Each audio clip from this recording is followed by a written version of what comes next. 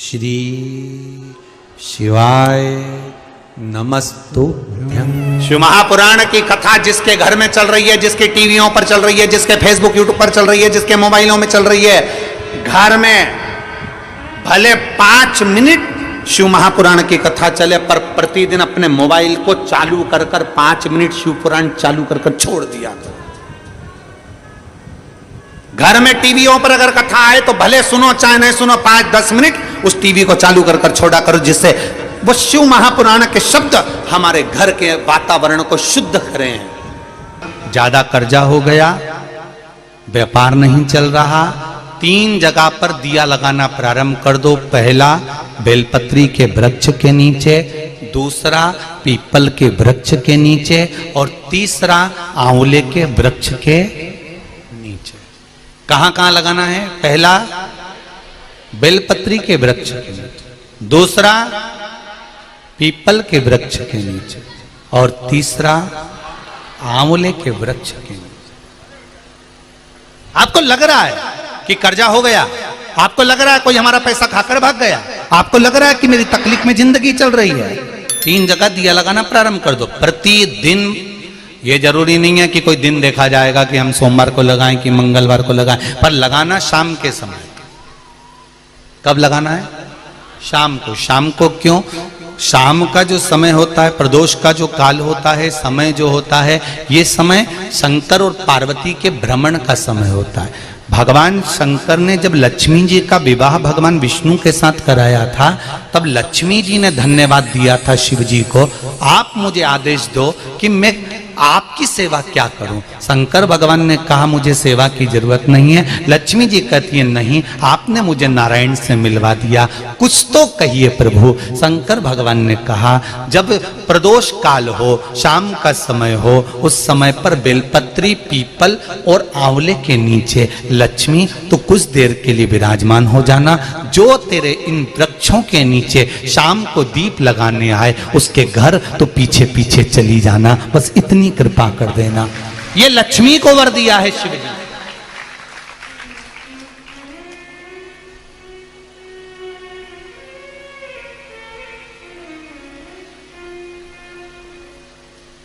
हम इन 3 वृक्ष के सामने जब दीप लगाते हैं, दीप प्रकट करते हैं, उसका प्रकाश हमारे घर में जरूर होता है।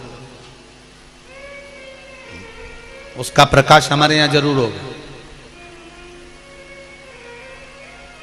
ज्योति बड़ी हो गई, 4 साल की ज्योति अब बड़ी हो जाती है, अवस्था आ जाती है। एक दिन ज्योति यज्ञेश्वरी, कल्याणी, ज्योत्सना, ज्वाला पर्वतों पर भ्रमण कर रही थी, तभी एक भूम असुर ने, भूम दैत्य ने ज्योति को देखा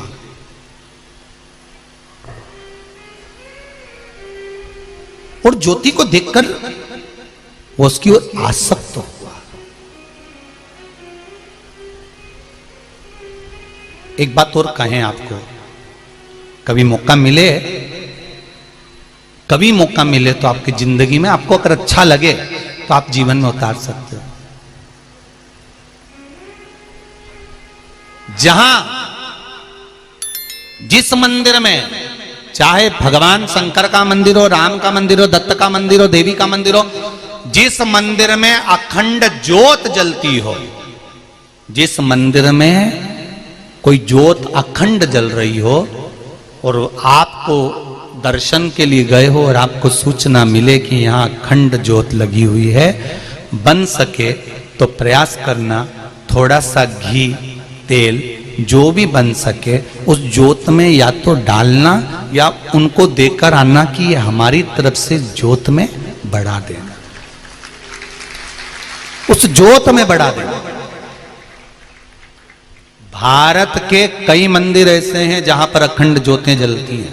मेरे ख्याल से छत्तीसगढ़ में भी बहुत मंदिर हैं ऐसे जहां पर अखंड ज्योत चाहे शिव मंदिर हो, देवी मंदिर हो, राम मंदिर हो, दत्त मंदिर हो, कृष्ण मंदिर हो, हनुमान मंदिर हो, ऐसे कई मंदिर, राजस्थान में भी कई मंदिर है, गुजरात में भी कई मंदिर हैं जहां ज्योति जलती रहती है, हिमाचल के कई मंदिर हैं, यहां तक बद्रीनारायण जी के मंदिर में अखंड ज्योत का वर्णन है।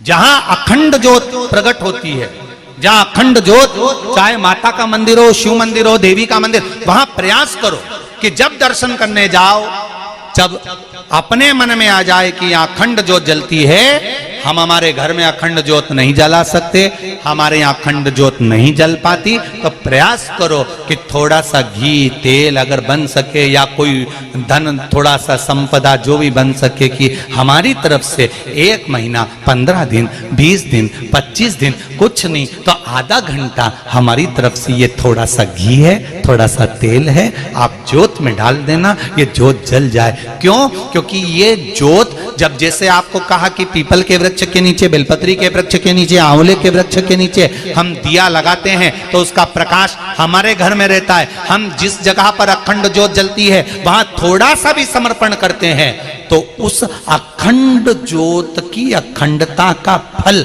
हमारी 71 पीढ़ी को प्राप्त हो जाता है और हमारी पीढ़ी तर जाती है। उस अखंड ज्योत का फल हमको मिले।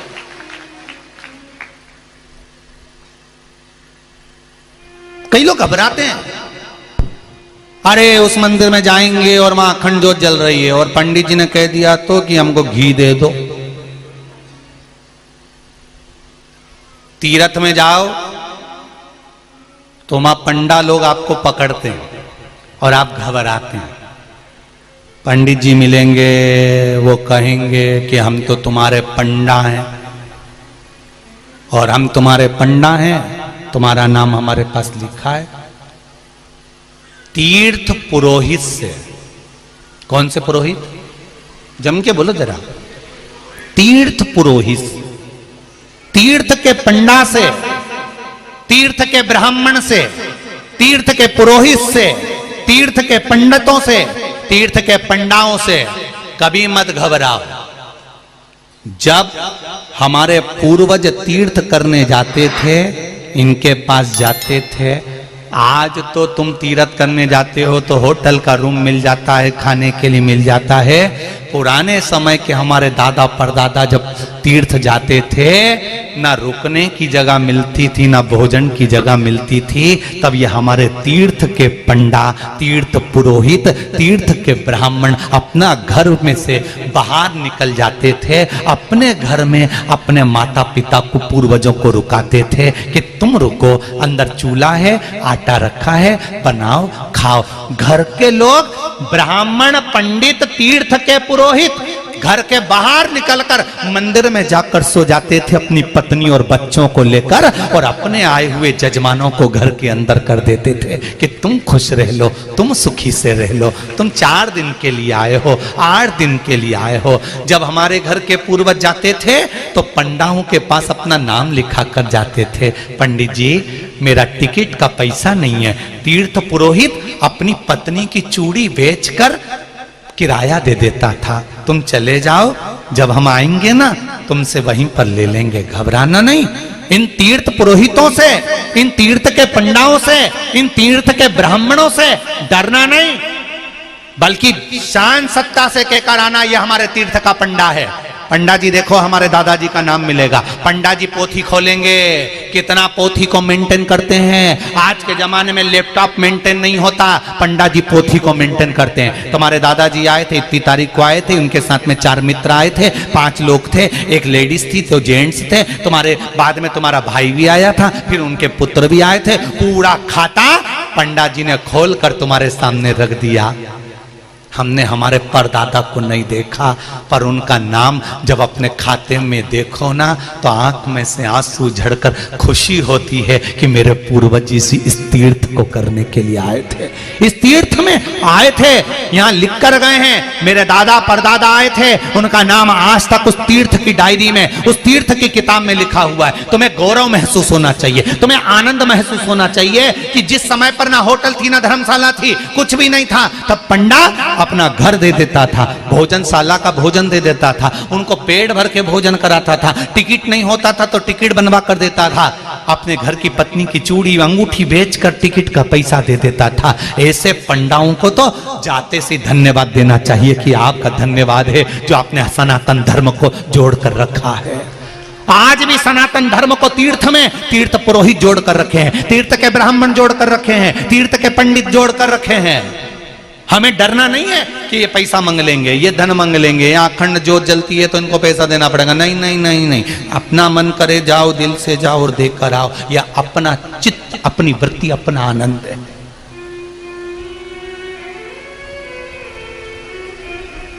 हुंड ने देखा, भूम ने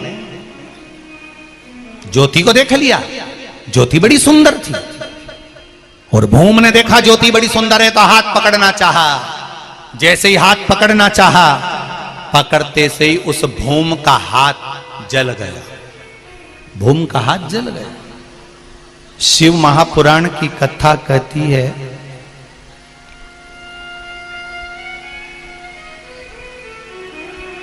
जो शिव मंदिर में दीप लगाता है, देवी मंदिर में दीप लगाता है, या माता शिव और शक्ति के नाम का दीप बेलपत्री के वृक्ष के नीचे लगाता है, उसकी जिंदगी में उसके बच्चों को कभी उदर से जुड़ा हुआ रोग नहीं हो सकता। शिव और शक्ति, शंकर और पार्वती, एक प्रयास करना, जिनके पेट में तकलीफ रहती हो, उदर में तकलीफ रहती हो, पेट दुखता ही रहता हो, भोजन पचता नहीं हो, या बड़ी बड़ी बीमारी पेट से जुड़ी हो जाती है, यहां तक कहूंगा नारी को जिस स्थान पर बच्चा रहता और उस जगह पर गांठ पड़ गई हो, गांठ गल नहीं रही हो बच्चादानी की, या डॉक्टर बड़े ऑपरेशन का बोल रहा हो, तो एक निवेदन जरूर करूंगा कि बेलपत्री के वृक्ष के नीचे एक बेलपत्री का पत्ता रखकर उस पत्ते के सामने शिव और शक्ति का नाम लेकर भगवान शंकर और पार्वती के नाम से 2 बाती का दीप, कितनी बाती? 2 बाती का दीप शिवजी और माता पार्वती के नाम से लगा दे, विनती करे मां से, मां हे शिव, हमारा उदर से जुड़ा हुआ परेशानी है, भोजन पचता नहीं, बहुत एसिडिटी होती या तकलीफ होती, बाबा को विनती कर कर।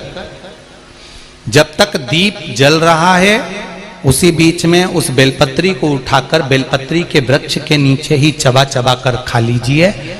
4 या 5 बार कर कर देखिए, अगली बार से पेट से जुड़ी हुई प्रॉब्लम धीरे धीरे समाप्त हो जाएगी, आराम लगना प्रारंभ।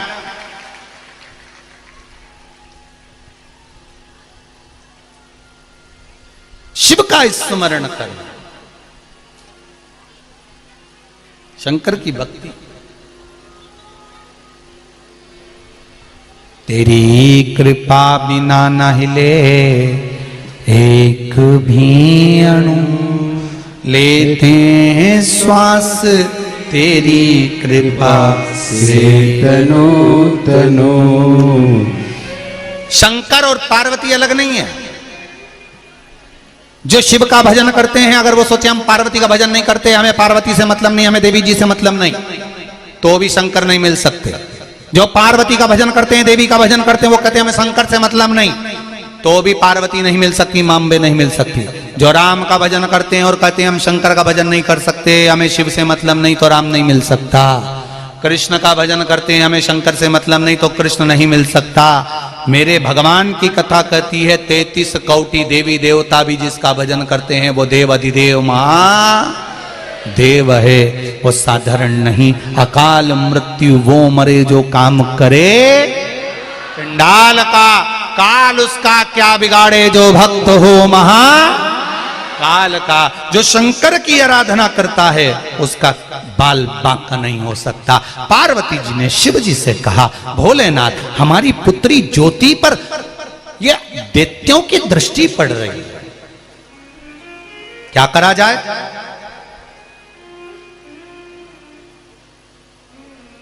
करें क्या? शंकर भगवान ने कहा, बेटी का विवाह कर दो। बेटी का विवाह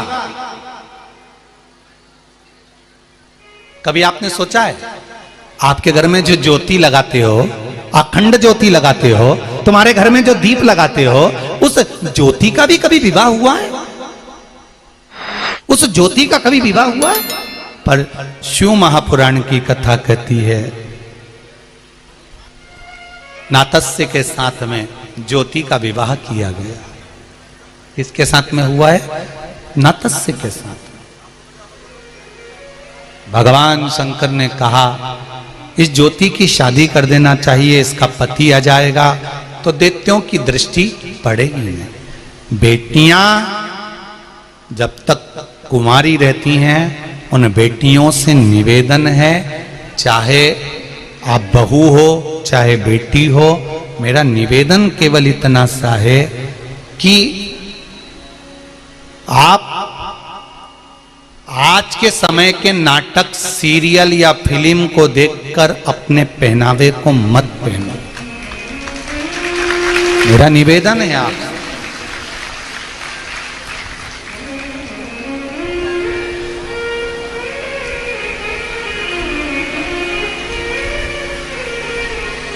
मेरा एक करबद्ध निवेदन रहा है, इन नाटकों को देखकर, सीरियल को देखकर, फिल्म को देखकर, जिन फिल्म में बेटियों को छोटे से छोटे वस्त्र पहनाए जाते हैं, मेरा निवेदन है इनके वस्त्रों को देखकर बेटियों को अपने वस्त्र छोटे नहीं करवाना। उन बेटियों को वस्त्र छोटे नहीं। थोड़ा इन कलाकारों को, इन फिल्म बनाने वालों को, थोड़ा नाटक बनाने वालों को सबक देना चालू कर दो। वैसे तो तुम सबक अच्छा दे रहे हो। नाटक देखने की जगह तुम दोपहर में 1 बजे से 4 बजे तक आस्था चैनल देखते हो तो अच्छे अच्छे सीरियल हिले पड़े हैं। अच्छे अच्छे सीरियल, अच्छे अच्छे नाटक वाले भी जितने जितने बड़े बड़े चैनल हैं, वो भी आपस में बात कर कर बैठे हुए हैं कि 1 बजे से 4 बजे तक और 2 बजे से 5 बजे तक अगर मिश्रा जी शिव पुराण की कथा कर रहे हैं तो हमारा नाटक उस समय पर नहीं दिखाया जाए, क्योंकि लोग देखते ही नहीं है। अच्छे अच्छे नाटक और सीरियल वाले आफत मोल लेकर बैठे हैं। वैसे तो तुमने अच्छी सबक दी है जीजियों, और सबसे ज्यादा मैं धन्यवाद दूंगा मेरी बेटियों को और मेरे बेटों को, जो नव युवक बेटे बेटियां भले जीन्स और टी शर्ट पहन रहे हैं, एक से बढ़कर एक कॉलेज और स्कूल में पढ़ रहे हैं, ऐसे बेटे और बेटियों को और नव युवक मेरी बहुओं को मैं धन्यवाद दूंगा। आपने नाटक और सीरियल को कोने और किनारे कर कर अपने मोबाइल पर जो शिव पुराण देख रहे हो उसके लिए धन्यवाद देता हूं। आपको साधुवाद है, धन्यवाद है मेरे बेटे बेटियों।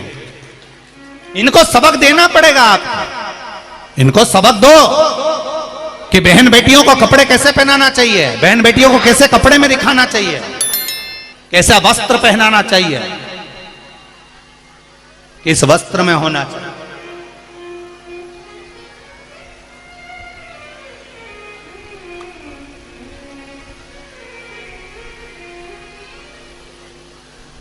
इधर चोट लग जाती है ना तो डॉक्टर उस पर पट्टी बांध देता। पट्टी इसलिए बांधता है क्योंकि मक्खी नहीं भिनके। पट्टी अगर नहीं बांधेगा तो मक्खी भिनकेगी, घाव पर बैठेगी। हमारे भी शास्त्र कहते हैं पट्टी बांध के रखो, ये मक्खियां नहीं भिनकेंगी। तन पर कपड़ा ढका होगा तो ये मक्खियों की हिम्मत नहीं कि भिनक जाए, इसलिए पूरे तन पर पट्टी को बांध कर रखिए तो मक्खी भिनक नहीं सकती, ये निश्चित है। घाव पे बैठने का मौका ही मत दो, और फिर भी अगर पट्टी बंदी और उसके बाद अगर मक्खी भिनकती दिख जाए तो खूब लड़ी मर्दानी तू तो फिर नहीं छोड़ना। जब पट्टी पर अगर मक्खी दिख जाए, पट्टी बंदी होने के बाद भी अगर मक्खी भिनकती दिख जाए तो व्यासपीठ से सीधी सीधी छूट है, खूब लड़ी मर्दानी झांसी वाली, फिर नहीं छोड़ना तुमको, फिर नहीं छोड़ना। अब हमें लोगों से नहीं कहना कि सरकार हमें बचाएगी, ने प्रशासन हमें बचाएगी, ने ये बचाएंगे। काय को बचाएगी? प्रशासन की जवाबदारी है कि तुम्हारे को बचाना। तुम में वो बल होना चाहिए, तुम में वो दम होना चाहिए कि किसी की दृष्टि तुम पे पड़ तो जाए।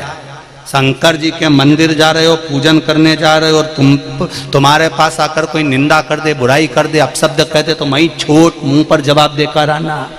तेरे से कुछ लिया, थारे काका जी का कुछ लिया, हमारा जल हमारा लोटा हम चढ़ाए, हमारी मर्जी, तू मत टोकना। आज के बाद समझ लेना, वरना यहां के रुपट्टे को कमर पर कभी भी ला सकती हूं, बोल कर चलना। सुनना नहीं है, शिव की आराधना करना है। ज्योति भूम नाम का दैत्य सामने आ गया। पार्वती जी को लगा मेरी बेटी पर ये आक्रमण करेगा। पार्वती जी देखती रही और ज्योति का जैसे ही हाथ भूम नाम के दैत्य ने पकड़ा, पकड़ते से ही ज्योति को क्रोध आ गया।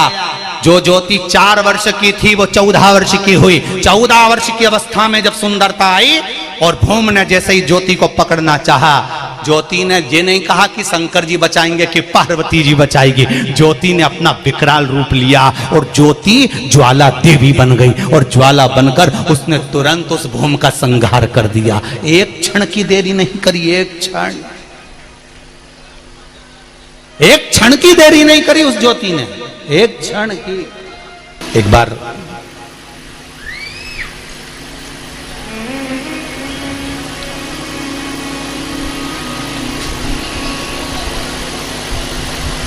माता पार्वती जी तप मुद्रा में बैठी हुई थी।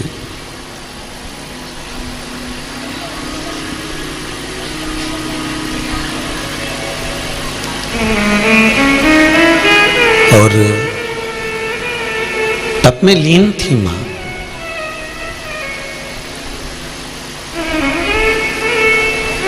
कहते हैं 41 वर्ष माता पार्वती को तप करते करते हो गए थे। विवाह के बाद पहली बार मां इतने लंबे समय के लिए तप करने बैठी थी।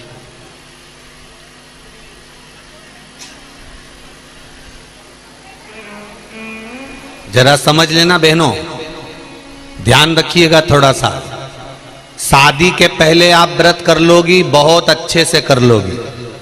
शादी के पहले संकट सोमवार कर लोगी, बहुत अच्छे से कर लोगी। शादी के पहले सोमवार कर लोगी, बहुत अच्छे से कर लोगी। शादी के पहले तीज कर लोगी, चतुर्थी कर लोगी, छठ कर लोगी, सप्तमी कर लोगी। सारे व्रत शादी के पहले बहुत अच्छे से कर सकती हो। पर शादी के बाद जो आप व्रत करते हो ना, इस व्रत को करने के लिए शरीर, परिवार, कुटुंब, कबीला, मन, चित्त और वृत्ति, ये थोड़ी बलवान बनाना पड़ती है।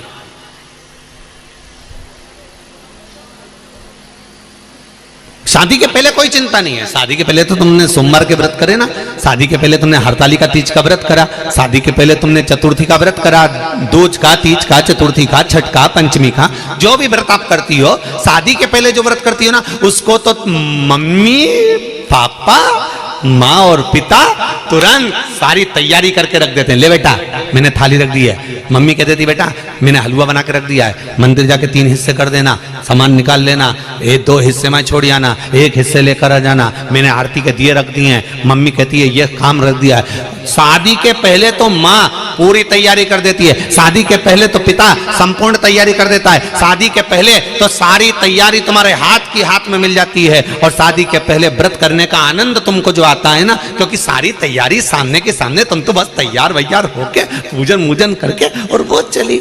हरतालिका तीज, छोटी तीज, बड़ी तीज, शादी के पहले जो माताएं करती हैं, दीदियां करती हैं, उनको देखो कितनी खुश होकर करती है।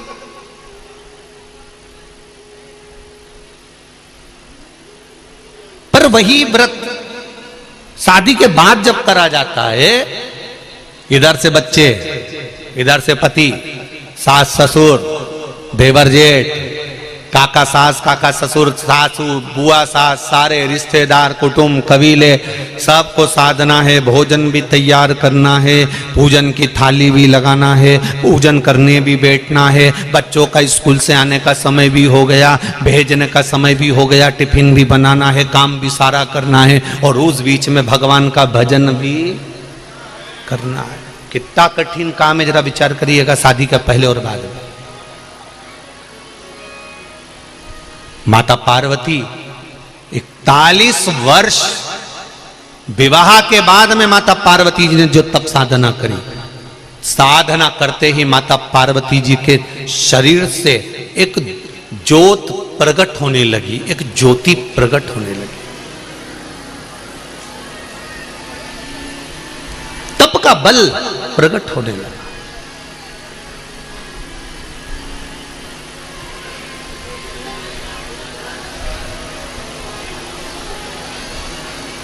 एक प्रश्न आपके और हमारे मन में आता है, गुरुजी, जो हम ये मंदिर में ज्योत लगाते हैं, मंदिर में ज्योति लगाते हैं, मंदिर में दिया लगाते हैं, या यज्ञ कुंड में जो अग्नि होती है, या जो ज्योत हम प्रकट करते हैं, चाहे माता रानी की करें या श्याम बाबा की करें या राम जी की करें या कृष्ण जी की करें या हम रुणिचा की करें या हम किसी भी देवी देवता की करें, ये ज्योत जो खड़ी करते हैं, ये ज्योत है कौन? ये ज्योति है कौन? इस ज्योति का प्रतिबिंब कहां से? इस ज्योति की प्रागट्यता कहां से? ये ज्योति किसकी लड़की है? ये ज्योति किसकी पुत्री है? क्यों माता रानी के अनुष्ठान में, क्यों शंकर जी की पूजन में, राम जी की पूजन में, कृष्ण की पूजन में, भगवान के 33 कोटि देवी देवताओं की पूजन में ज्योति की महत्वता क्यों होती है? दीप की महत्वता क्यों होती है? दिया क्यों लगाना चाहिए? अगर दिया नहीं लगाओगे तो अगरबत्ती लगाना पड़ेगा, अगरबत्ती नहीं लगाओगे तो यज्ञ करना पड़ेगा, यज्ञ नहीं करोगे तो धूप बत्ती लगाना पड़ेगी। पर अग्नि उस जगह पर प्रकट ज्योति का स्वरूप कहां से आया? ये ज्योति कहां से प्रकट हुई? ये ज्योति की मूलता कहां?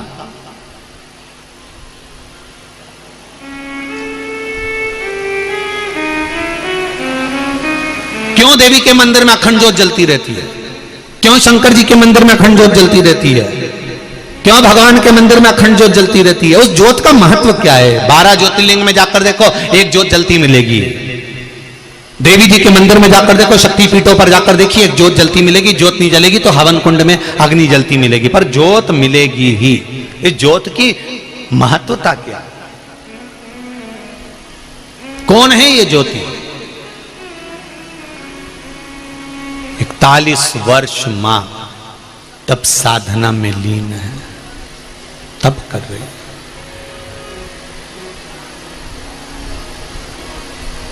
ध्यान कर, मेरे ओ घड़ी, मेरे दयालु, आपकी कृपा चाहिए।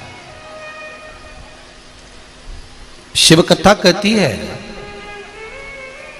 पार्वती मैया ने जब तप करना प्रारंभ करा, ऐसा तप माता पार्वती ने करा, ऐसा तप करा कि उनके शरीर से, माता के स्वरूप से अग्नि प्रकट होने लगी। अग्नि प्रकट। जैसे ही अग्नि प्रकट हुई, शंकर भगवान सामने आकर खड़े हुए। शिवजी ने देखा कि पार्वती के शरीर से अग्नि निकल रही है। अब थोड़ा सा कथा पर ध्यान देना। ब्रह्मा, भगवान ब्रह्मदेव और भगवान विष्णु ने जब पर्वत को घुमाना प्रारंभ करा था तो अग्नि का खंभ प्रकट हुआ था। मतलब शंकर भगवान को भी ज्योतिर्लिंग कहते हैं, मतलब जिसमें ज्योति समाई है, शिव का स्वरूप समाया।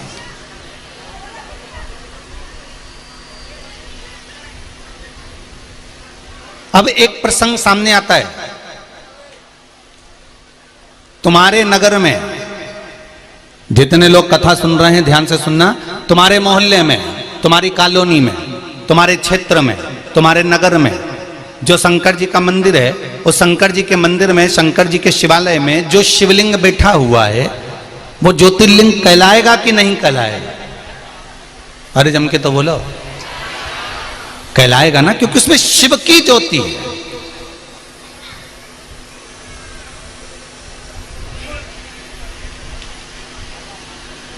पूरे विश्व में,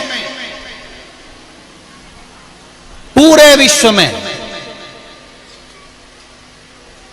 जो भी शंकर के शिवालय हैं, शंकर के शिवलिंग हैं, जो भी शंकर के मंदिर हैं, उस शिवालय में शंकर भगवान चाहे छोटे से हो, चाहे मोटे से हो, चाहे बड़े हो, चाहे लंबे हो, चाहे छोटे हो, जैसा भी शिवलिंग है, भले वो पारत का है, पाषाण का है, मूंगा का है, हीरा का हो, पुखराज का हो, मोती का हो, पार्थिव हो, जो भी शिवलिंग तुम्हारे मंदिर में है या तुम्हारे मोहल्ले में, नगर में, गांव में, क्षेत्र में, जहां पर भी है, कोई शिवलिंग ऐसा नहीं है जिसमें शंकर की ज्योति नहीं है। प्रत्येक शिवलिंग के अंदर शंकर भगवान की ज्योति विराजमान होती है, प्रत्येक शिव के अंदर, प्रत्येक शिवलिंग।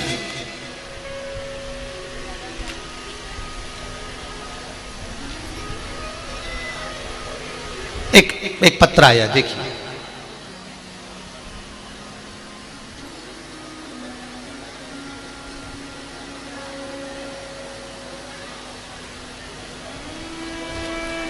गुरुजी, मैं भिलाई से नगर कोहका से आई हूं। मेरा नाम आरती नेमा है। कहीं आरती नेमा बैठी हो तो हाथ हिलाइएगा। आप ही का नाम है? दोनों हाथ हिला दो एक बार। हर हर महादेव।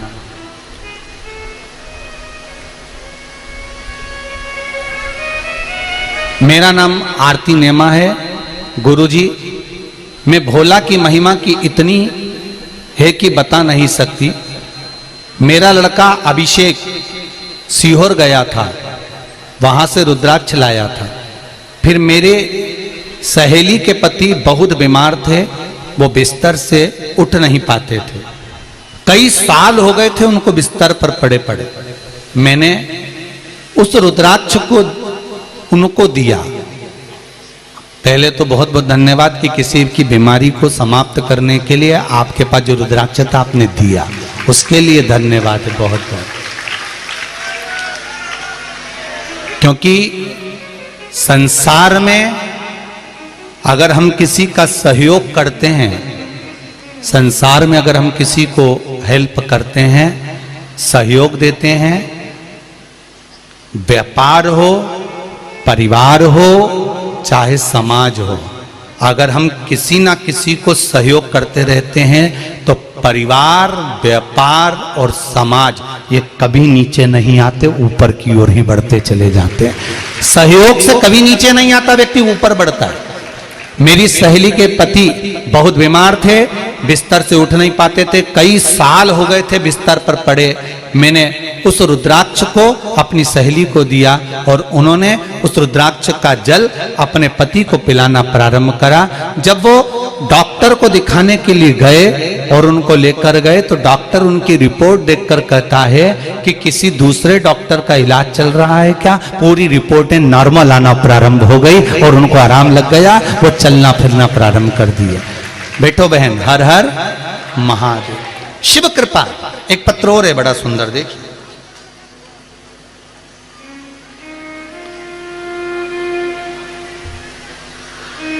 मैं श्रीमती सीमा साहू रायपुर छत्तीसगढ़ से आई हूं।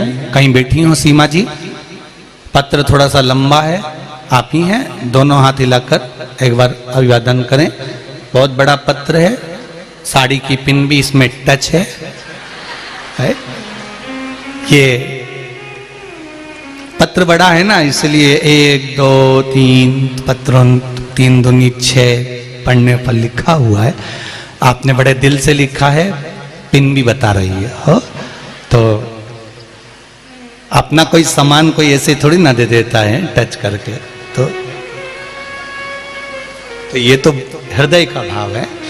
गुरुजी भोलेनाथ से क्या कहूं, भोलेनाथ दया करना मैं तेरे भरोसे हूं। वाह वाह, बाबा की कृपा।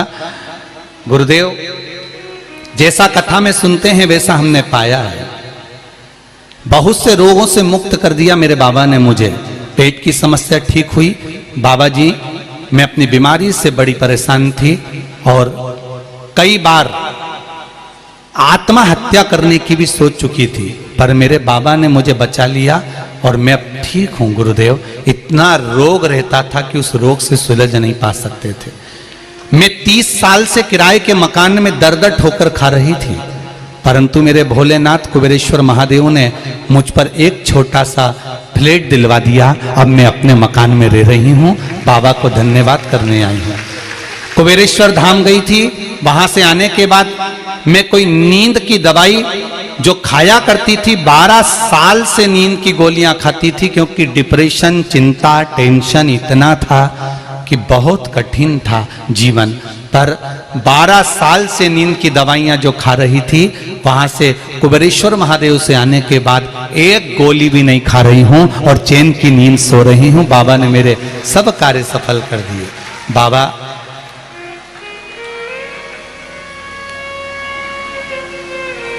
हम एक लोटा जल बाबा के मंदिर जाकर चढ़ा रहे हैं। जब से चढ़ा रहे हैं बाबा ने हाथ पकड़ रखा है। गुरुदेव मैं प्रणाम करने आई हूं। दीदी श्री शिवाय नमस्ते। जैसा मेरी बहन ने लिखा, इतना डिप्रेशन, इतनी चिंता, इतनी परेशानी, जिंदगी का सारा दुख भगवान ने मुझको दे दिया। मरूं नहीं तो क्या, पर मरना उस समस्या का निदान नहीं है। कर्जा हो गया, हो जान दो। कोई पैसे खा गया, खा जान दो। कब्जा कर लिया, कर लेन दो। रिश्तेदारों ने जायदाद ले ली, ले लेन दो।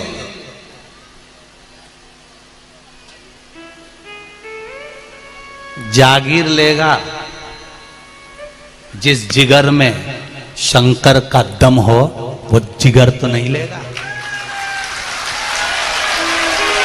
जागीर ही लेगा ना, जिगरा तो नहीं। तो फिर बलवान बनाओ अपने जीवन को, बलवान।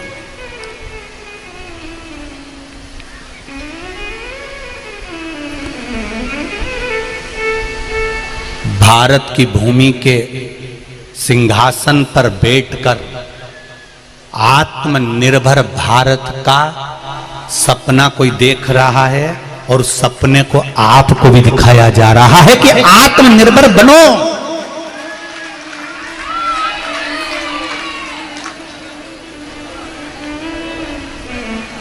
वो आत्मनिर्भरता क्या है? वो आत्मनिर्भरता का भाव क्या है? आज जरा सा कोई देश आंख दिखाता है और पेट्रोल डीजल आना बंद हो जाता है। इसलिए आत्मनिर्भर बना रहा है वो व्यक्ति बैठकर कि हमें किसी की आंख नहीं देखना पड़े, हम आंख में ही घुस जाएं, तब बनेगा आत्मनिर्भर भारत। कोई सहज है? दूसरे के बल पर नहीं जीना। एक बुजुर्ग व्यक्ति की आंख खराब हो गई, अच्छे से समझ लो जरा आत्मनिर्भर भारत। एक बूढ़े व्यक्ति की आंख खराब हो गई, घर का बुजुर्ग था। डॉक्टर साहब को बुलाया, डॉक्टर साहब मुझे दिख नहीं रहा। डॉक्टर साहब कहने लगे तुम्हारी आंखें खराब हो गई, ऑपरेशन करा लो। डॉक्टर साहब ऑपरेशन नहीं कराऊं, अभी यार पैसे की व्यवस्था करना पड़ेगी, बाद में देखा जाएगा। 6 महीने बाद फिर डॉक्टर को बुलाया, आंखों से दिखना बंद हो गया। डॉक्टर ने कहा ऑपरेशन करा लो। डॉक्टर बोला ऑपरेशन कराओ, मना कर दिया। डॉक्टर साहब ऑपरेशन नहीं कराऊं, मेरी बहुएं हैं, 4 बेटे हैं, 4 मुझे आंख से नहीं भी दिखेगा तो मेरे बहू बेटा पोता पोती संभाल लेंगे, मुझे ऑपरेशन की क्या जरूरत है। डॉक्टर ने समझाया, चले गया। 3 महीने के बाद उनके घर में आग लग गई। पतियों ने अपनी अपनी पत्नी और बच्चों को बचा लिया। बुढ़ा व्यक्ति जो आंख से अंधा था वो अंदर की अंदर रह गया। पड़ोसियों ने जाकर उसको बाहर निकाला। तब उससे कहा कि हमने तुम्हें बाहर निकाल दिया। उस आंख के अंधे व्यक्ति ने तुरंत अपने डॉक्टर के पास जाकर कहा, मेरी आंखें लगा दो। अगर मेरी आंख होती तो मुझे अंदर पड़े रहना नहीं पड़ता, दूसरे पर निर्भर नहीं रहना पड़ता। मैं खुद देख लेता कि आग लग गई है तो निकल कर बाहर हो जाता। आत्मनिर्भर होना बहुत जरूरी है, नहीं तो कोई आग लगाकर पटक देगा और तुम जलते रहेगा। स्वयं बनिए आत्मनिर्भर।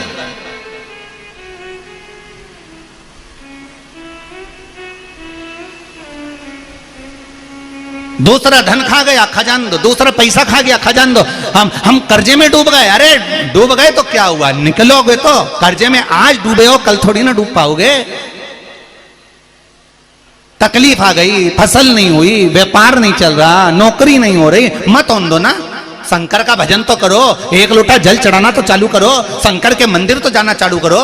एक एग्जाम दिया उसमें पास नहीं हुए, दूसरा एग्जाम दिया उसमें पास नहीं हुए, एक इंटरव्यू दिया उसमें पास नहीं हुए। अरे भारत का गौरव रहे पूर्व में समय के अनुसार एक स्मरण कराऊं, 15 बार इंटरव्यू दिया और 15 बार फेल हो गए, 15 बार चुनाव लड़े और 15 बार हार गए, तो भी हिम्मत नहीं आ रही। 16वीं बार फिर चुनाव लड़ने का सोच लिया तो जीत गए। तो ऐसे ऐसे पद हैं संसार में, तुम देखो तो कब तक हार भी कब तक हार देगी।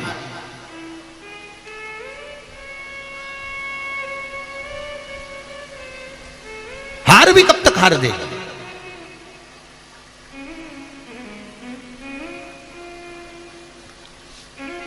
परसों भारत की बेटियों ने कमाल करा।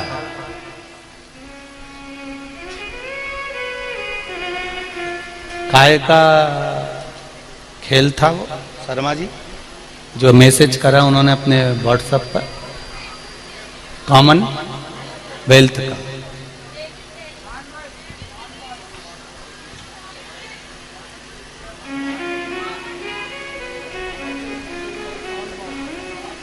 नॉन वॉल का, कॉमनवेल्थ का जो गेम था, उन बेटियों ने मैसेज करा है व्हाट्सएप पर कि पूज्य गुरुदेव को बताना हम 3 बार हार चुके थे, 4थी बार हमने विचार कर लिया कि सोमवार का दिन है, काम करते हैं, सब सोमवार का व्रत रखते हैं और 1 लोटा पानी चढ़ाकर फिर चलते हैं। सोमवार का व्रत रखकर शंकर भगवान पर 1 लोटा पानी चढ़ाकर बेटियां चली गई और जीत कर फिर जीत अपने हाथ में लेकर आ गई। इसको कहते हैं शिव भक्ति।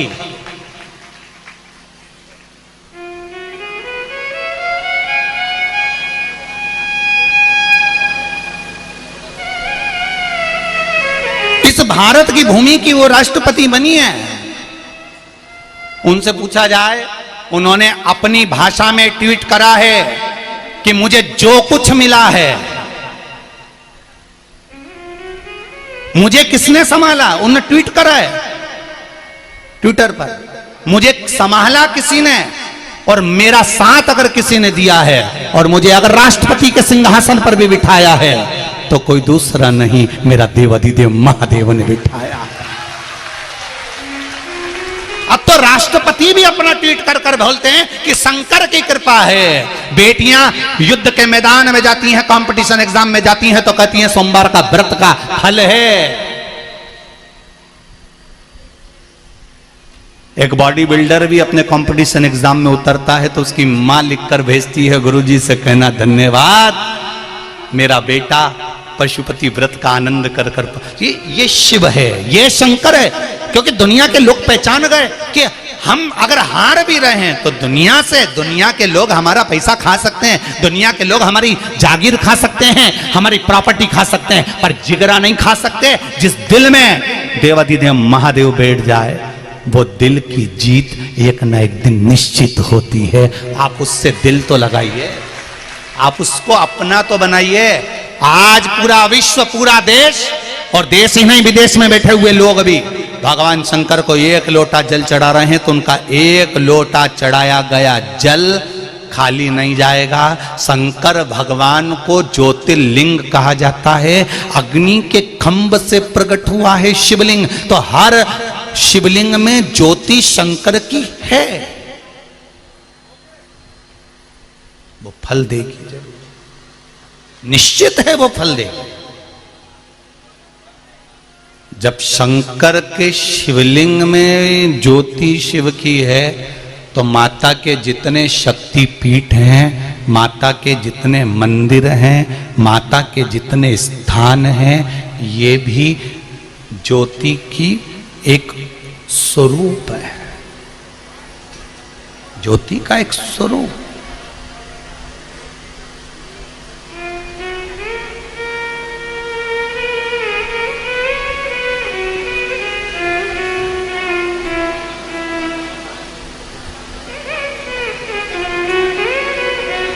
ज्योति का स्वरूप। और घबराना नहीं है, मैं फिर निवेदन करूंगा, मरने का प्लान चेंज कर दो। अगर कोई सोच के बैठा कि हमारा इतना कर्जा हो गया, हम तो इतने दुखी हो गए, हम इतने तकलीफ में आ गए, हमारा इंटरव्यू नहीं निकल रहा, हम पास नहीं हो रहा है, चिंता छोड़ो।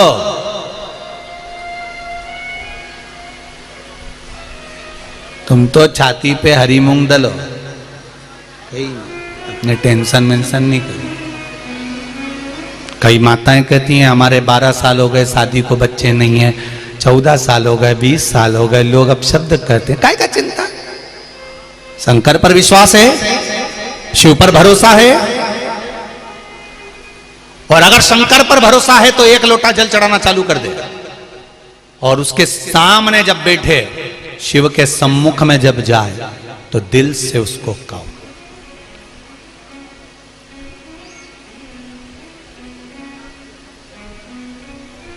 दिल से कहो उसको।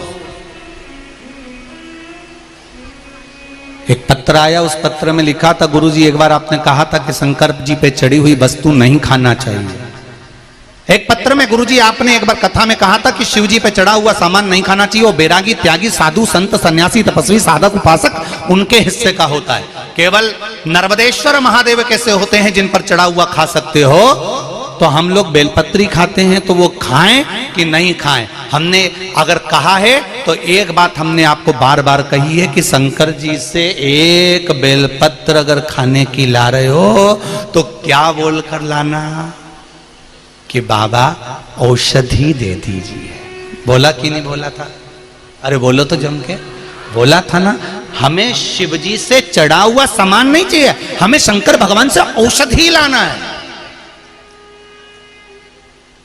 हम उनका लड्डू नहीं खा रहे, हम उनका पेड़ा नहीं, हम तो उनसे उनकी औषधि मांग कर ला रहे हैं कि आपकी एक बेलपत्र दे दो और इसको औषधि बनाकर दे दीजिए। आपका चढ़ा हुआ जल आप औषधि बनाकर दे दीजिए, आप पर चढ़ी हुई बेलपत्र औषधि बनाकर दे दीजिए। हम शिव जी की शिव महापुराण का एक एक प्रसंग हमारी जिंदगी में उतार कर रखिए कि गुरु जी ने क्या बोला और किस तरह से बोला और उसका फल क्या है और उसका स्वरूप क्या है, उसको उतारिए अपने जीवन में, आपको मिलेगा।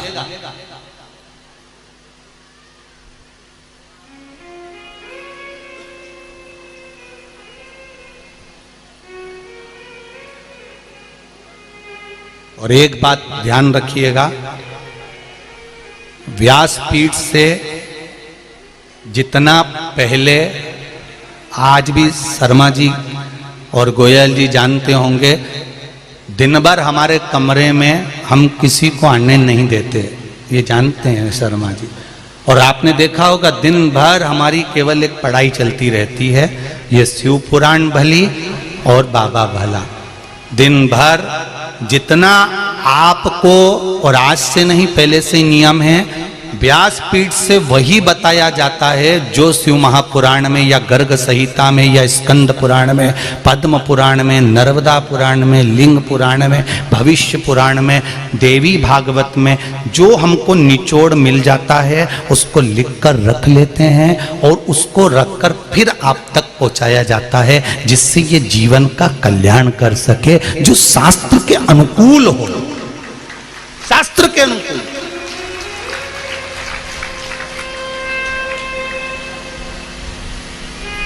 उसको वहां तक पहुंचाना।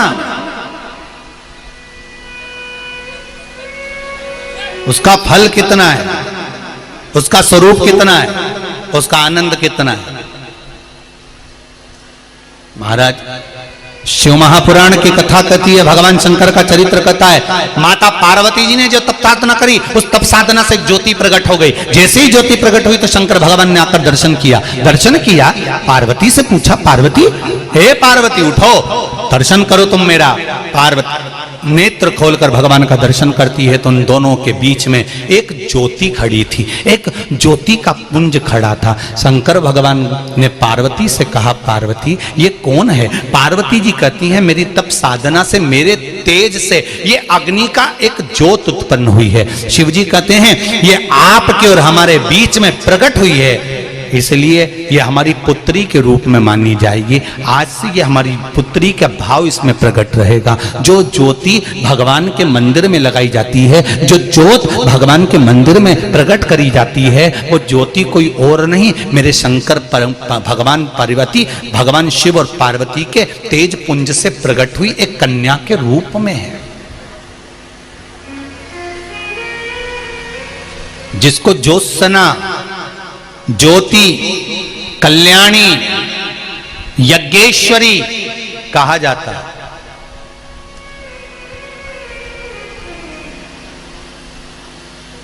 उस ज्योति ने स्त्री का रूप ले लिया, कन्या का रूप ले लिया। 4 वर्ष की कन्या बनकर वो ज्योति घूमने लगी।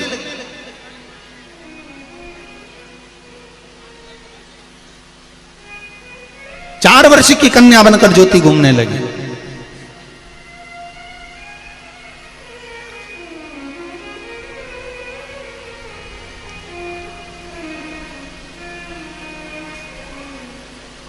भगवान शिव ने पार्वती को आवाज लगाया, पार्वती, ए पार्वती। पार्वती जी बोली, हां प्रभु बोलिए।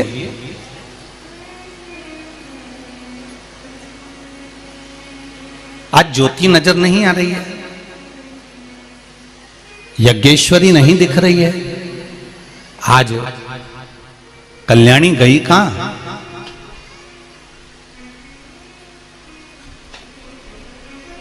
ये यज्ञेश्वरी, ज्योति, कल्याणी, ज्योत्सना है कहां? ज्वाला है कहां? दिख नहीं रही।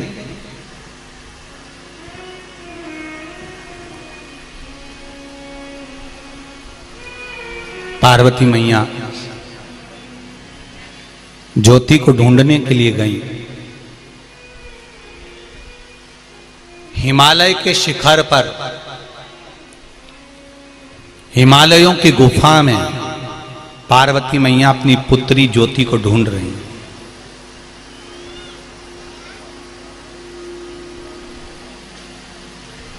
एक स्थान पर ज्योति बैठी, भगवान शिव और पार्वती का सुंदर स्वरूप धारण कर कर भगवान शंकर और पार्वती का स्मरण कर रही थी, बैठी थी और माता पिता का स्मरण कर रही थी।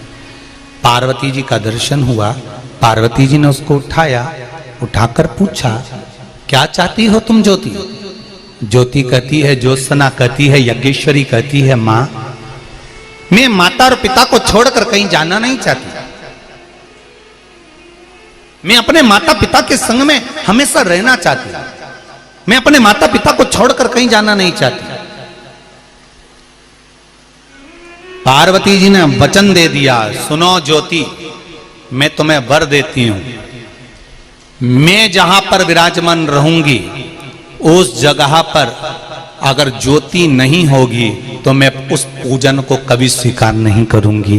शंकर भगवान ने भी वर दे दिया, सुनो ज्योति, जहां शंकर भगवान का ये शिवलिंग विराजमान होगा, चाहे वो कंकर, पाषाण, माणिक, मोती, पारद, स्फटिक, जो भी शिवलिंग होगा, चाहे वो घर में हो, चाहे वो मंदिर में हो, चाहे वो खुले स्थान पर हो, जहां शिवलिंग होगा उस शिवलिंग में तेरा स्थान जरूर होगा। तो वो शिवलिंग को ज्योतिर्लिंग का रूप भी कहा जाता है। जहां शिव है वहां ज्योति है, जहां पार्वती है वहां ज्योति है। अब समझना अपने को ये है, कोई भी पूजन हो, कोई भी अनुष्ठान हो, कोई भी यज्ञ हो, कोई अवसर हो, कोई पूजन हो, कोई पाठ हो, कोई अनुष्ठान हो, उस अनुष्ठान में सबसे पहला काम होना चाहिए कि दीप प्रज्वलन हो। क्या होना चाहिए? दीप प्रज्वलन, दीप जलना चाहिए। इसलिए आप लोगों को कहते हैं कि ये अंग्रेजों की जो नई नई लीलाएं हैं कि केक काटो और मोमबत्ती बुझाओ और हैप्पी बर्थडे ने टू यू गाओ, ये हमारे सनातन धर्म का नहीं है।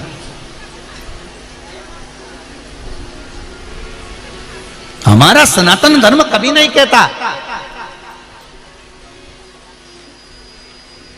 कि काटो और खाओ। सनातन धर्म में यह कभी नहीं हुआ कि काटो और खाओ। सनातन धर्म में तो आज भी भगवान कृष्ण का जन्मोत्सव मनाया जाता है, राम जी का जन्मोत्सव मनाया जाता है, भगवान दत्त का जन्मोत्सव मनाया जाता है, प्रागट्य उत्सव मनाया जाता है। तो हमारे यहाँ आज भी भागवत जी में जब भगवान कृष्ण का जन्मोत्सव मनाते हैं तो लड्डू बंटवाते हैं। लड्डू बंटवाना मतलब जो नुक्ती, मोतीचूर नुक्ती अलग अलग रहती है, रवा अलग अलग रहता है, बेसन अलग अलग रहता है, उनको जोड़ दिया जाता है और जोड़कर एक करा जाता है। तो वो जन्मदिन काम का रहता है कि सबको जोड़कर एक कर दो।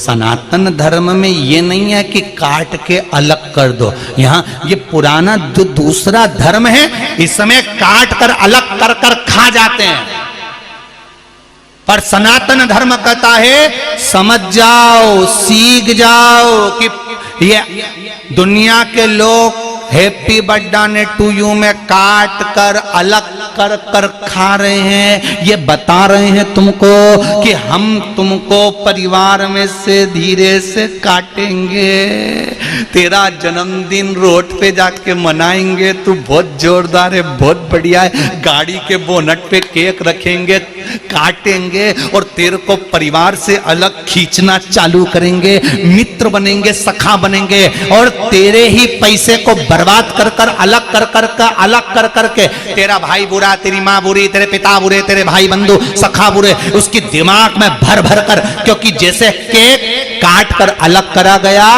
खाया गया, ऐसे ही परिवार के किसी व्यक्ति को काट कर अलग करा जाता है, दोस्तों के द्वारा धीरे धीरे धीरे दूसरे धर्म में प्रवेश करा देते हैं और फिर उसको पूरा की पूरा निकल जाते हैं,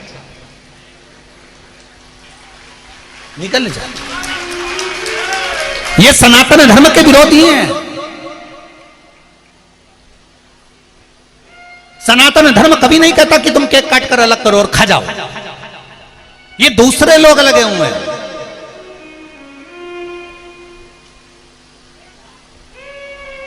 आज छत्तीसगढ़ में सबसे ज्यादा धर्म परावर्तन का जो कार्य चल रहा है वो छत्तीसगढ़ में चल रहा है।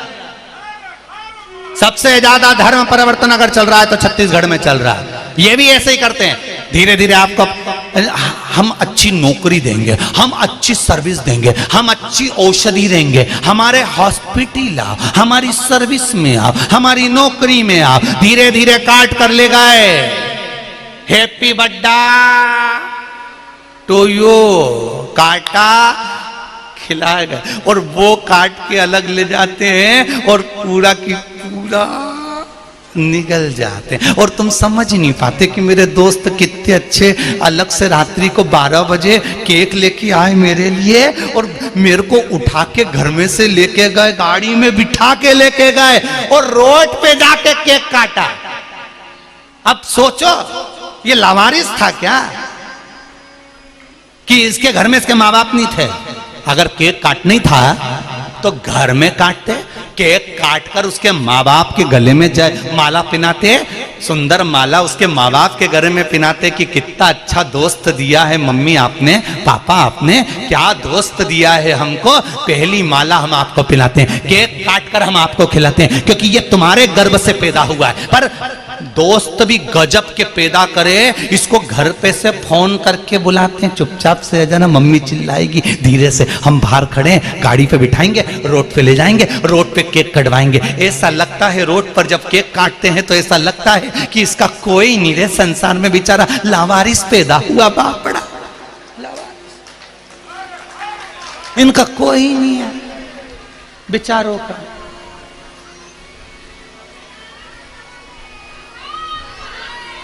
पूरा परिवार छोड़कर अकेले ले जाकर केक कटवा रहे हैं, पूरा परिवार छोड़कर उसको अपनी ओर खींच रहे हैं, और परिवार में उसका मुख मोड़वा दिया, तेरी बहन अच्छी नहीं, तेरा भाई अच्छा नहीं, पापा तेरे बारे में नहीं सोचते, मम्मी तेरे बारे में नहीं सोचती, उसके दिमाग में बुद्धि में भरना चालू कर दिया। और धीरे धीरे धीरे धीरे उसको सनातन धर्म से हटाकर दूसरे धर्म में ले गए। तू हमारी ओर आ, हमारे साथ चल, हमारी ओर चल, चल हम तुझे बताएंगे ऐसा होता है वैसा होता है, और जोड़ दिया। मेरा निवेदन है रे, झूठी गुलाब जामुन मत खाओ, घर की सूखी रोटी खा लोगे तो भी चैन की नींद सोगे, और वो गुलाब जामुन खा गए तो एक दिन भ्रष्टा में पड़े रहोगे। कांटे में रहने वाला गुलाब बहुत जोरदार होता है, चाशनी में पड़ी हुई गुलाब जामुन तो खाने के बाद मां पड़ी रहती है भ्रष्टा में, कई मतलब की नहीं है। सनातन धर्म से जोरदार कोई धर्म नहीं है, सनातन धर्म से जोरदार कोई धर्म नहीं है। इसलिए कहते धर्म की अधर्म का, प्राणियों में विश्व का, और विश्व का कल्याण तब होगा जब तुम भगवान के मंदिर में एक लोटा जल संपूर्ण विश्व के कल्याण के लिए चढ़ाओगे, संपूर्ण विश्व के कल्याण। मुझे प्रसन्नता होती है, बेरसिया के, मध्य प्रदेश के बेरसिया के शिशु विद्या मंदिर में पार्थिव शिवलिंग का निर्माण हुआ। पूरे टीचरों ने और पूरे स्टूडेंटों ने पार्थिव शिवलिंग का निर्माण कर कर पूजन करी। मैं पूरे विद्यालय को धन्यवाद देता हूं, पूरे विद्यालय को धन्यवाद देता हूं, जिस विद्यालय में भगवान शंकर के शिवलिंग का निर्माण कराकर पूजन कराई गई। हमारा सनातन धर्म, बच्चों को ज्ञात होना चाहिए कि सनातन धर्म की प्रबलता क्या है, ज्योति का स्वरूप क्या है। शंकर भगवान ने कहा जहां शिव रहेगा वहां ज्योति रहेगी। पार्वती जी कहती हैं जहां जगदम्बा रहेगी, दुर्गा रहेगी, भवानी रहेगी, वहां ज्योति रहेगी। आपसे भी निवेदन है, जब भी किसी देवी देवता का पूजन करो, ज्योति अवश्य लगा। दिया बुझाने का काम नहीं करना, हमें दिया जलाने का काम करना है, दीप प्रकट करने का काम करना है, हमें दीप लगाने का कार्य करना। लाई एक फूली उस दीप के अंदर अगर डली होती है तो हमारे एक वर्ष कितनी लक्ष्मी यहां पर विराजमान होना है, कितनी लक्ष्मी आना है, उसका प्रमाण क्या होना है, ये सत्यवीर उस प्रमाण को देता है, उस प्रमाण को वो सत्यवीर देता है।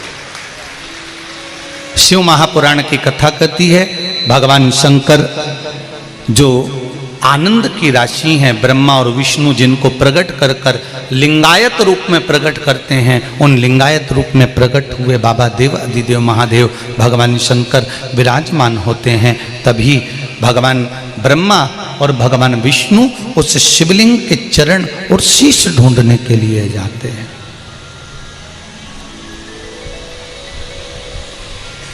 ब्रह्मा जी ऊपर ऊपर बढ़ते गए, भगवान विष्णु नीचे नीचे जाते गए। भगवान विष्णु को चरण नहीं मिले, उन्होंने एक बार सत्य कह दिया और एक बार मुख से कह दिया, सत्य का बखान कर दिया, और एक बार सत्य कहा कि मुझे भगवान शंकर के चरण नहीं मिले तो वो नहीं मिले।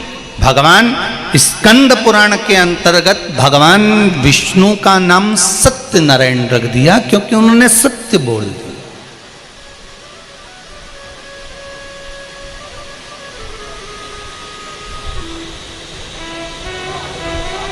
एक सत्य मुख से निकल गया तो वो सत्य नारायण हो। ब्रह्मा जी झूठ पर झूठ बोलते रहे, गौ माता से भी झूठ बुलवा दिया, केतकी के फूल से भी झूठ बुलवा दिया।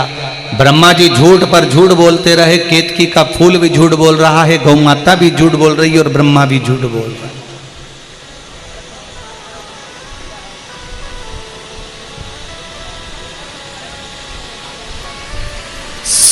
सत्य को प्रमाण की जरूरत नहीं होती, पर झूठ को, असत्य को प्रमाण बार बार चाहिए रहता है। उसको बार बार प्रमाण देना पड़ता है। झूठ बोला है तो उसको प्रमाण चाहिए।